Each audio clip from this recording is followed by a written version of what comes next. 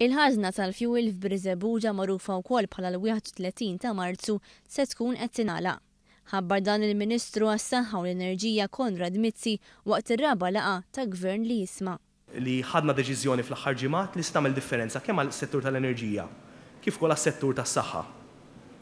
Din hija prattikament l-għeluq inizjattiva biex nagħlqu id-depo tal-fuel ġewwa Biżebbuġa.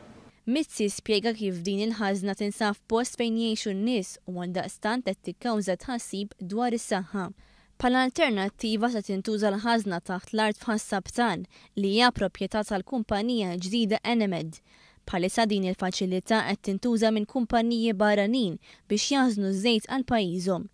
Iżda minkejja li dan qed jiġġenera dħul għall-kumpanija, il-Gvern għandu priorità oħra. Di deċiżjoni ħadniha bħala Gvern b'mod responsabbli fejn jidħol is-saħħa m'hemmx ekonomija fil-waqt li se nitilfu ċertu revenue mill-storage requirements. Nemnu li di hija deċiżjoni tajba. Temi oħra li tkellem dwarhom Konrad Mizzi huwa l-ftehim bejn l-Enemalta u Shanghai Electric kif ukoll ir-ross fil-kontijiet tal-enerġija. L-għeluq tal-ħażna f'Biżebbuġa mhix inizjattiva iżolata. Hemm ukoll l-għeluq tal-Power Station tal-Marsa, l-għeluq tal-Phase 1 ta' Dellimara u żarmar ta' ċumnija f'Marsa Xlokk. Aħna l dan il-Gvern is-Sawt ta' Malta, nofsinhar ta' Malta hija priorità u din mhux biss retorika. Meta tngħidu li rridu riġenerazzjoni fis-Sawt li iva rridu lukandi fis-Sawt, irridu promenade sbieħ, irridu ambjent nadif u we mean it u se nagħmluha.